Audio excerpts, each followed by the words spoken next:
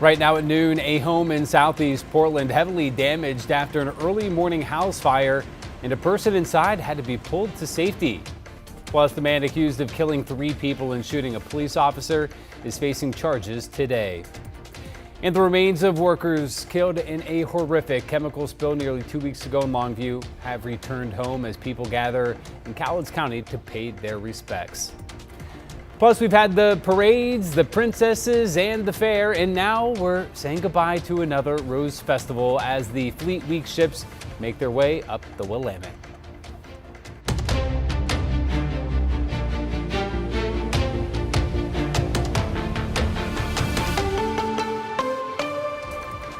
Good afternoon and thank you for joining us here at noon. I'm Matthew Herchick. An outdoor refrigerator connected to an extension cord is being blamed for causing Portland's house fire this morning. Our Libby Dowsett reports from the Lentz neighborhood.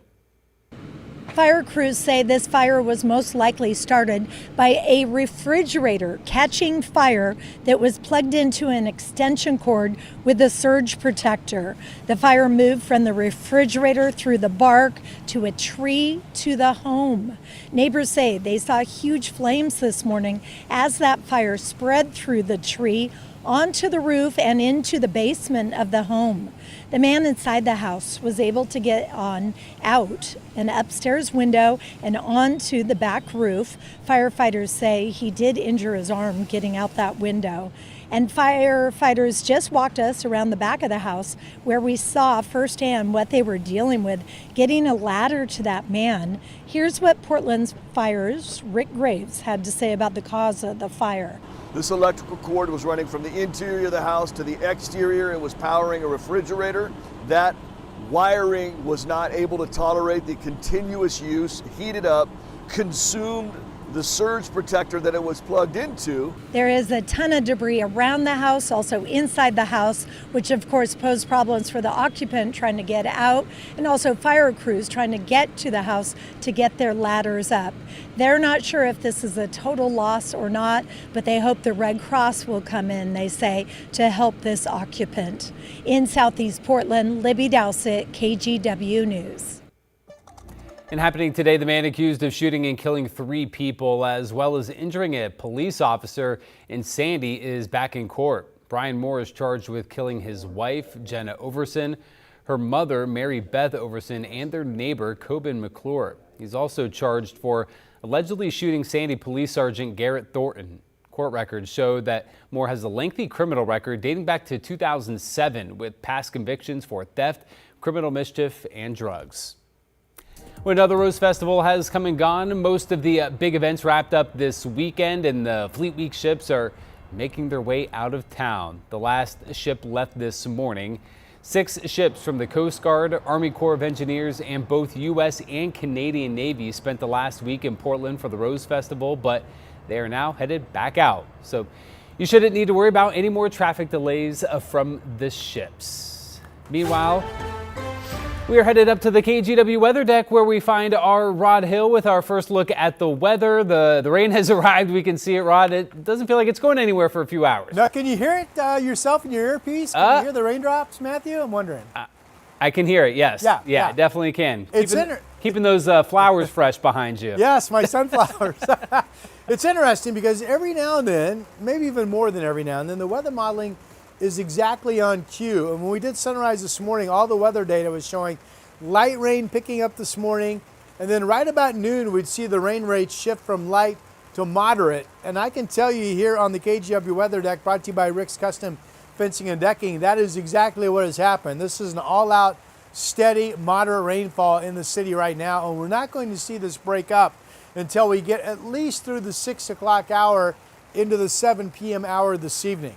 Here's a look at the radar right now at high noon. You can see all this moisture that's working itself through. Again, it's going to be a mixture of moderate to even some heavier rain pockets mixing in as we go through the evening, or through the afternoon hours. How much rain has fallen?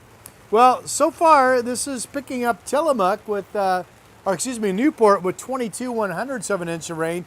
We're really just starting to rack up some numbers here in the Rose City. There's the wetness from the Kelso Longview area. I will share with you temperatures are in the 50s and we will stay in the mid to upper 50s for the remainder of this afternoon. More on your complete forecast. And a big warm-up just days away. That's coming up, guys. Back to you. Rod, thank you. Containment efforts continue at Nippon Dynawave, the site of a deadly facility tank collapse in Longview. This weekend, crews were busy placing sandbags to stop further contamination of with the recent rainy weather. Now, investigators are still figuring out exactly how and why the implosion happened. 11 people were killed. The remains of most of the victims of the incident nearly 2 weeks ago are now home. The Cowlitz County Coroner's Office held a procession along I-5 on Saturday to return 9 of the 11 victims to their families.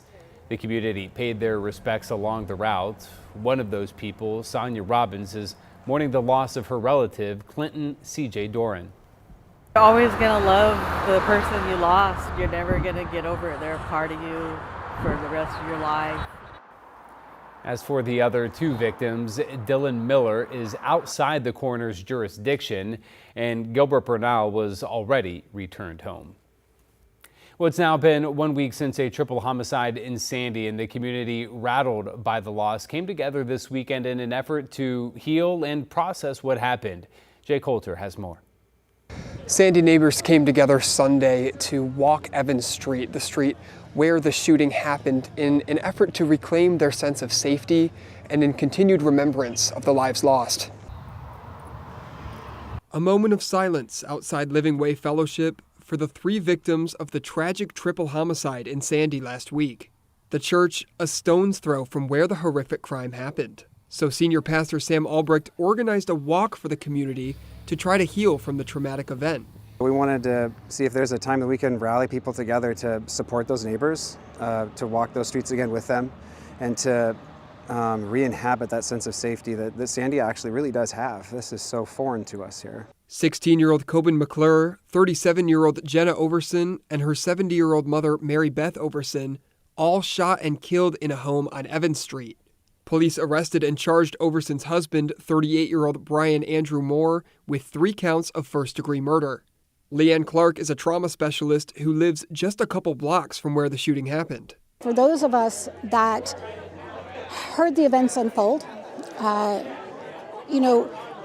walking that street, it gives it a sense of, instead of it being this place where the bad thing happened, it's now a place where the community is existing and people are living. She says these situations can trigger things like PTSD, so it's important to take care of yourself and your mental health after a traumatic event like this. Keeping their world kind of small, not overstimulating themselves, not overbooking themselves, not trying to make the go, go, go a way to deal with this. Megan Marmora has only lived in Sandy for 2 years, but has been impressed at how the community is looking out for each other in the wake of this tragedy. It's easy to show up for the fun stuff, right? But it's not always as easy to show up for the hard stuff. And if it's as easy as taking a walk, that's where we should at least start. These are literally our neighbors, and so for us the motivation is to love our neighbor, to be present, and to go where they are. And that's the heart of what we're wanting to do. Jay Coulter, KGW News. Well, it's 12:08, and here's a look at some of your national headlines this afternoon. The Iranian military's Joint Command said that it is halting its offensive operations after Iran and Israel exchanged fire overnight and into this morning. It's their first attacks since the U.S. struck a ceasefire with Iran 2 weeks ago. There were no reports of any casualties on either side. Iran says it launched missiles because Israel violated the ceasefire by attacking a building in Lebanon on Sunday. A 7.8 magnitude earthquake hit the Philippines today. At least 32 people are feared dead.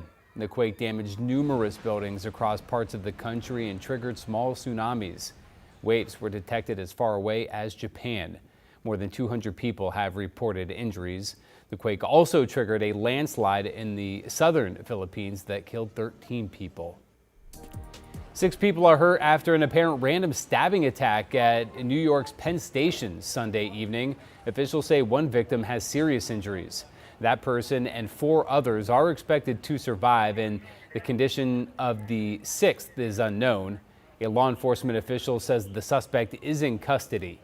The incident comes as the city prepares to host two games of the NBA Finals, with games amid heightened security.